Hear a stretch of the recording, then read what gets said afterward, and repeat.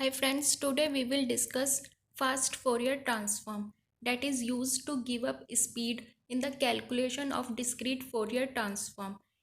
It is not a transform but it is an algorithm to give the speed in the calculation of the discrete Fourier transform in which we use the divide and conquer approach.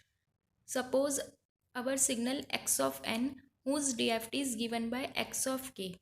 So x of k is summation n equal to 0 to n minus 1 xn wn kn, where k is vary from 0 to n minus 1. Because k is vary from 0 to n minus 1, so the total number of k is n.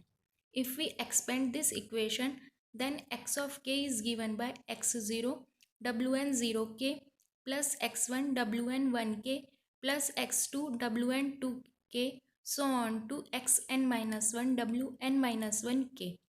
So in this equation, for a one value of k, suppose k for k equal to 0, first we have to multiply x0 with the wn0k, then x1 wn1k so on to xn minus 1 wn minus 1k. So in this manner, for the one value of k, we have to multiply n multiplication. So and the value of k is n. So the total number of calculation that we have to perform to find the total number of xk is n square.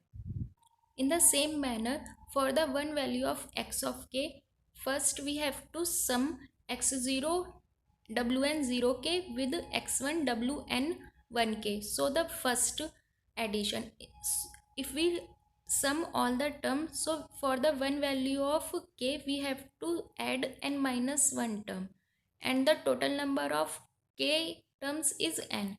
So the total number of addition that we have to perform is n minus 1 n. So the total number of complex multiplication that we have to done in the calculation of the DFT is n square, and total number of addition are n minus 1 n.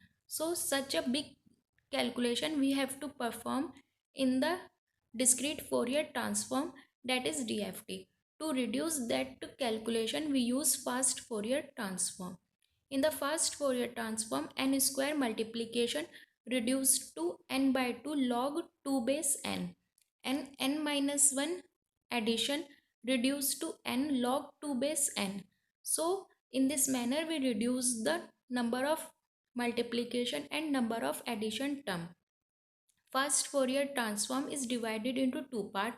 First one is DIT FFT, that is decimation in time fast Fourier transform, in which we deal with the time domain signal, and DIF FFT is decimation in frequency, in which we deal with the frequency domain signal.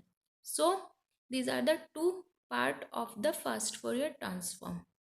N is the length of the sequence.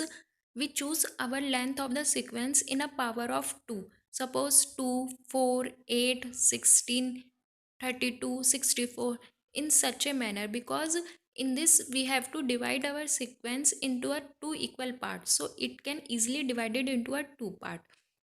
Suppose n equal to r power m, where r is called as the radix and m indicates the number of stage that is used in the computation of the fast Fourier transform. Suppose we have a signal of length n point DFT. First we divide it into a two part, so it become n by 2 point and n by 2 point length sequence. Then n by 2 point is further divided into a two part, and this process will continue until in the last we have a 2 point stage in the fast Fourier transform.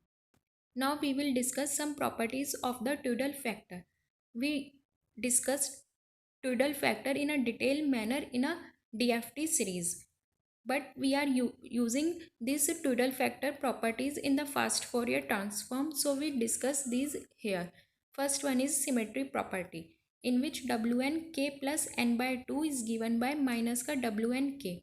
Second property is the periodicity, as the Tudor factor repeat itself after the length of the sequence, so wnk plus n is equal to W and K, where N is the length of the sequence. And the third property is Wn square is given by Wn by 2.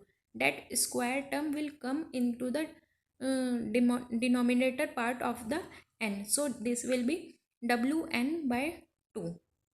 Now we discuss a butterfly diagram that is very important in the fast Fourier transform. This is a two-point structure of the butterfly diagram in which first A will come to the P, then W and K term will be multiplied with the B, and last it will goes to the P, and last it will sum with the first value of A. So P equal to A plus W and K B.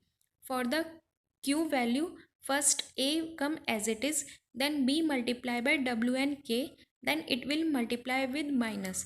In the last it will be sum, but because of the minus value it will be A minus W and K B.